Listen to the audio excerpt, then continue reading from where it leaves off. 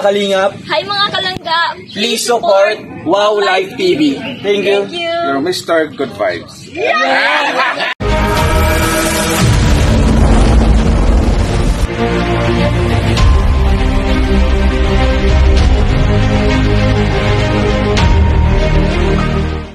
Araw sa lahat guys na, sa mga Rochelle Kalinga fans dyan, hello po sa inyo. Sa mga Rochelle Couple fans, mga Kalinga Palangga, shout out po sa inyo. Kilala nyo naman ako, diba? Wow Life TV or Mr. Good Vibes, shout out po sa inyo lahat. Actually, kakatapos na ng live ko. So ito, maya, bago ako mag-ano ng bashers, dito lang muna tayo sa mga ano. Kasi alam ko naman na, dito muna tayo sa mga ano, kung ano yung mga nalaman natin simula kahapon, kagabi, hanggang sa ngayon, o diba? Alam naman natin, diba? At alam kong ramdam ko din kung ano yung naramdaman nyo. Ando na yung nalulungkot kayo, nababalisa kayo, hindi kayo mapakali. Yung iba nga daw hindi makatulog about sa mga nangyari sa Maglangga. Kasi understandable naman ramdaman ng mga fans yun. Kasi ganun po talaga. Pag nagmahal ka ng isang tao, mag-alala ka talaga. Maraming nagmamahal sa Rochelle, kay Rowell na kay Rachel. So, understood na maraming mag-alala sa kanila. So, yun na nga. Huwag mo natin pag-usapan yung bashers. Maya mag-content tayo ng bashers, mga hinayupak na bashers na yan. No? So yun na nga guys, no? Inayos ko lang na ipalam sa inyo kung masaya kayo ngayon. Ako din, mas lalong sobra din masaya ngayon. Kami ni Miss M's Live, kaming lahat ng mga reactors sa loob ng RORD, sa Rochelle Official Reactors and Defenders. So yun na, kasi unang-una nalaman natin na okay na yung dalawa. Kasi gaya kagabi na sa live mismo ni Dudong Rowell na marami talaga ang alam ko maraming napuyat, na maraming naghintay. Sabi nga nila kay Boss Kalinga Victor, please lang huwag ka mag-in hanggat hindi babalik si Dudong Rowell. Pero yun na nga, natapos na yung live kasi isang oras na may higit. Hindi pa nila nasilayan ng isang Rowell of Malalag and Rochelle Morales Vlogs. Pero may sukli naman, maganda yung sukli, maganda yung kahinatnan yung pagdating ng umaga. Kasi nakita ng mga Rochelle fans sa Facebook ng dalawa, si Rowell at saka silang Rachel, na in a relationship na silang ulit dalawa. Andun yung kanilang mga pangalan. Kasi yesterday nga, alam natin, wow, yesterday sana. Alam natin kahapon na nakalagay lang doon in a relationship, pero wala yung mga kanilang mga pangalan. Pero ngayon, andun yung mga pangalan nila. Nakita na natin na yun na nga, Rowell Matubang in a relationship with Rachel Morales. Ganun din kailang Rachel Morales in a relationship with Rowell Matubang. Di ba nga? So yun na nga guys, lesson learned lang siguro yan para sa ating lahat, na pag nagmahal ka, magtiwala ka lang. Yun lang yun. Kasi kaya nga natin minahal yung dalawang Maglangga, kasi may tiwala tayo. So hindi na natin masisi yung ibang fans na marami nag-overthink kung ano ba nangyari, marami nang kinabahan. Pero sa awa ng Diyos, wala naman, kasi nalaman natin yun na okay yung dalawa at magkasama sila ngayon. At maganda pa doon, maraming kinikilig kasi maraming may post si Dudong Rowell na ikinagugulat ng lahat at talagang kinikilig ang lahat. Yung I love you today, tomorrow, until forever. So doon pa lang masasabi natin na talagang tunay na tunay ang pagmamahal ni Rowell kay Langga Rachel.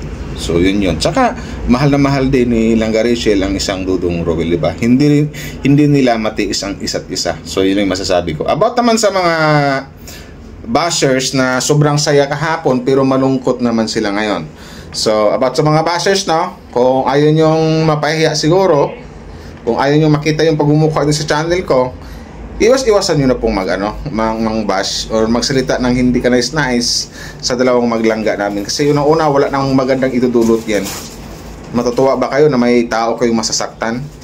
Diba?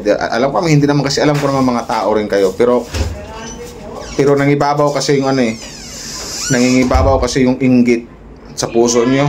Pinaiiral nyo yung inggit sa puso nyo. Kaya ganun na lang daramdaman nyo sa Rochelle, lalong-lalo kay Langga Rachel. So, masasabi ko lang, stop to sa pangbabash. Magiging kaibigan na lang tayong lahat.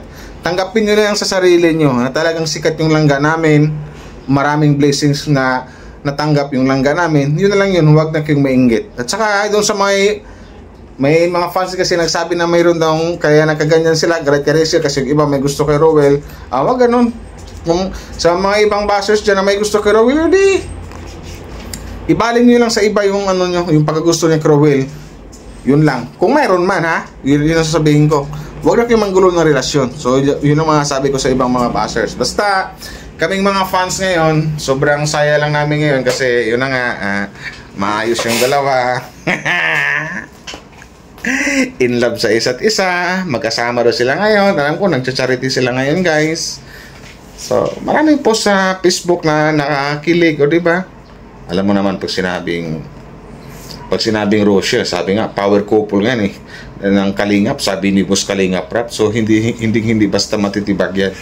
Yan sabi ko sa inyo. Lalo pag nangingibabaw yung pagmamahalan, wala makakatibag sa dalawa. So, yun lang yun. Basta, hindi naman kasi maiwasan sa isang relasyon na magkaroon ng tampuhan or away, LQ, something like that. Hindi na maiwasan yan. At saka natural talaga yan na may mangyaring ganyan sa isang relasyon. Kami in Wow Life, lagi may nangyaring ganyan. Sa mga samahan, may mangyaring ganyan. Kumbaga, yung mga obstacles na mga or mga trials na mga pagsubok na nadarating sa isang relasyon. Pero, yon, lagi nating isipin na lagi nating piliin or lagi nilang piliin ang isa't isa at huwag sanang isipin na mapunta sa hindi ka nais na yung tipong at the end na maghihiwalay. So hindi po, kasi pag mahal nyo talaga literal ang isa't isa, hindi nyo pong isipin maghihiwalay kayo. Pinipilit nyo talagang maaayos ang problema at hindi pa mawala yung taong pinakamamahal mo sa buhay mo.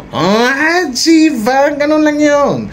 So shout out sa lahat ng mga bashers dyan, So maya mag-content ako ng siguro mga 2 bashers siguro.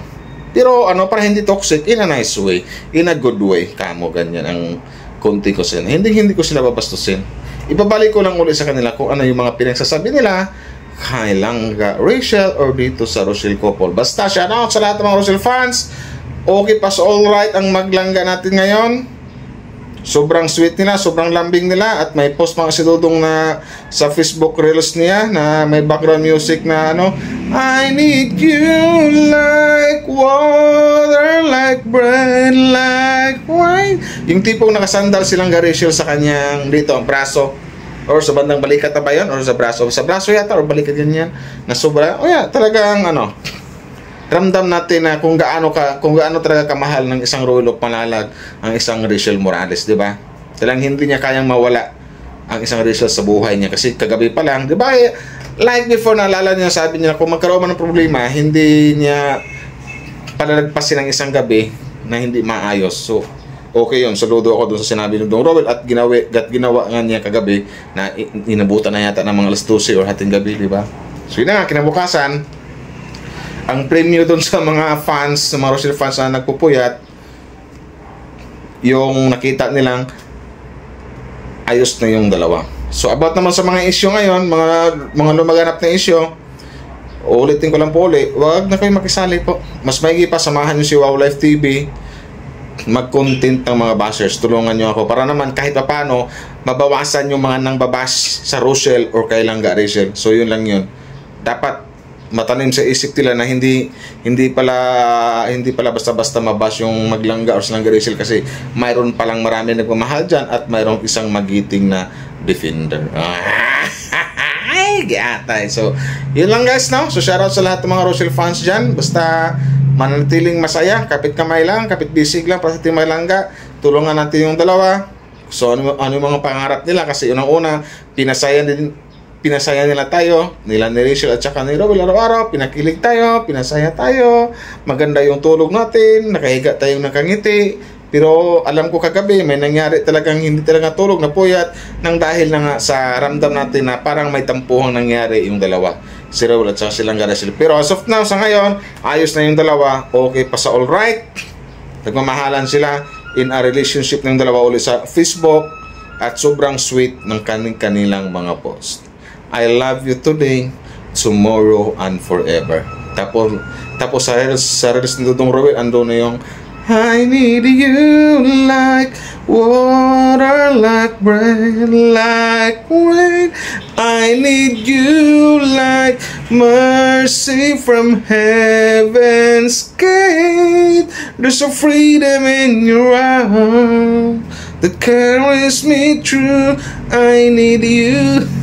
Yun lang, kinanta ko lang. Hindi ko malimutan. Shout out sa lahat ng mga Rochelle fans dyan, sa mga solid Rochelle dyan. Magandang araw po sa inyo at maraming salamat sa mga nag-like and share. And don't forget to support guys sa buong Team Kalingap. Sa buong Team Kalingap, lalong-lalo na po sa mga Kalingap Bal Santos Matubang, Kalingap Prab Atid na Vlogs, and to all Kalingap partners, Kalingap Charity Vloggers, Kalingap partners, Roel of Malalag, Kalingap Roel, Rachel Morales, Kalingap Dan, Kalingap Awi, Kalingap Angeli, John Lindon, Kuya Brooks, Mighty Amy, hindi ko nabanggit sila ni Tatay Rizan, Daddy Donut, at Ray Vlogs. Sa lahat po, suportahan po natin lahat. Boss Vincent Calyada, huwag natin kalimutan, suportahan po natin. Hanggang dito lang guys, maraming salamat po sa inyo. Wow Life TV, your Mr. Good Vibes. Bye-bye!